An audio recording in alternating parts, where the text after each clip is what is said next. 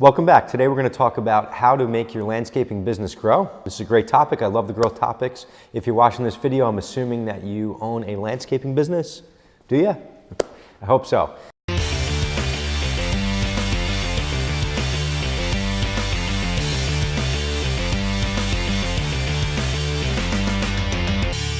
going to talk about two main topics today, which I think will be super helpful. I really like this topic. I was a growth mentor to a local business owner, owned a landscaping company, younger gentleman, and he's really grown that business through the roof, knocked it out of the park. The first topic I'm going to talk about is process. I made him read this book. It's called The E-Myth Revisited.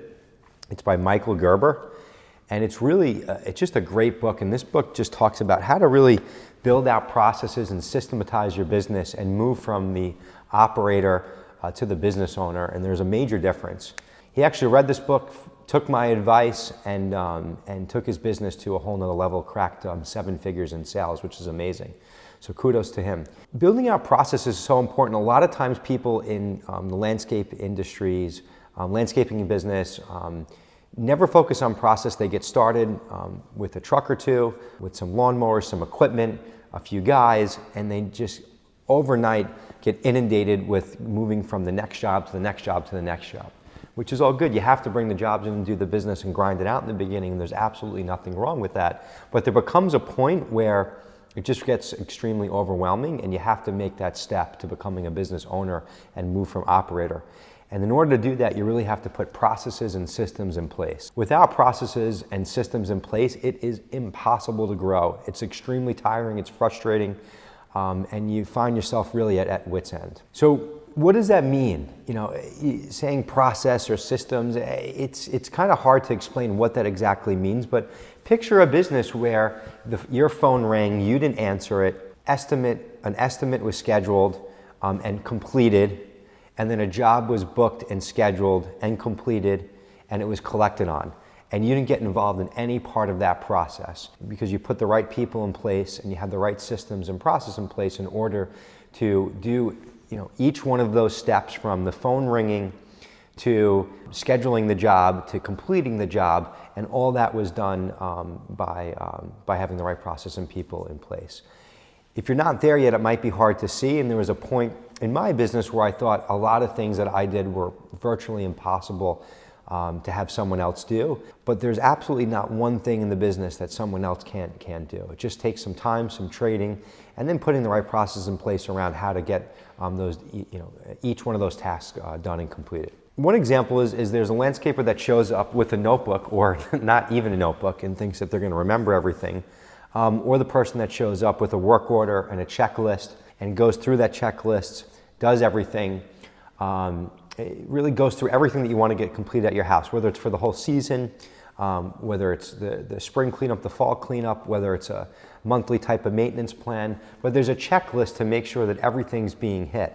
But more importantly is what happens to that checklist after you leave the customer's house. Who's that given to? Is it given to someone in the back office that takes that, schedules everything out accordingly, puts billing in place, and then ensures that everything gets collected? It's so amazing how many landscapers are not set up on auto billing, and they're sending out invoices either once a month or every week for weekly maintenances. All that can be set up in a simple platform where you can automate all of your billing, and then any of the ones that fail monthly, you just follow up with those. So these little things where you can go through your business and systematize everything so you can keep your eye on the ball and focus on booking more jobs and growing your business is so important. I think it would probably be good, as I have people do this, is stop, take a second, grab a piece of paper and a pen, and write down, what are all the things that you need to get done in your business. What would that look like? Imagine your business running itself without you being involved in the day-to-day. What step-by-step things that you would need to put in place? One other example is, it sounds so silly, but a lot of landscapers or contractors have their phone go to, their business phone go to their cell phone. What happens if you're out in the field working or with the customer? An answering service is such a simple thing. It's a very inexpensive cost. And every time your phone rings, you can go to an answering service and someone can answer that call for you, a live person. So it ensures that you don't miss any phone calls. And every time someone calls you, there's actually someone live answering. They don't get your voicemail that they can tell is a cell phone and then hang up and move on to the next landscaper that's down the road. So these little things, these little different areas are super important in your business. Definitely read this book. Check that book out, The E-Myth Revisited by Michael Gerber. It changed the way I looked at my business.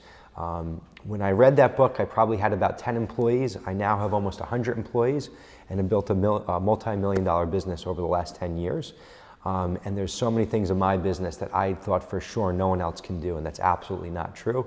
And once I put major focus on processes and systems, it gave me the ability to go and grow.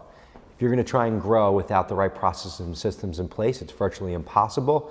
You'll get some movement, and then it'll just be a complete disaster. So the second topic, and we're going to assume that you put processes in place and you're making an effort to do this, you've read this book. The next step is going to be capital. In order to grow any business, you're going to need capital. You're going to need capital to buy trucks, additional equipment, to book staff, maybe run some advertising. In order to grow any business, you're going to need capital, whether you borrow it from friends and family or borrow it from some sort of a lending institution. A lot of banks aren't so fond of working with contractors and landscapers, but there are lenders out there that specifically focus on contractors and landscapers, and there's a number of different products that are available that can help you grow your business, from equipment financing to financing your trucks, all your landscaping equipment over a decent period of time, 2 to 5 years. And there's also credit lines that are available where you can draw funds as needed. Let's say you get a big job and you don't have the cash on hand. If you have a credit line in place, then you can use that money to take on the additional job. You should never, access to capital should never be a reason why you don't take on any additional work. So it's super important that you get all this stuff in order to grow your business. Over the years, we've helped business owners across the country obtain $1 billion in financing. Thousands of different business owners, thousands of contractors, and hundreds of landscapers just like you. If you'd like to learn more, click on the link below. We'd love to help. Thanks for watching my video. Please subscribe, and I look forward to seeing you again.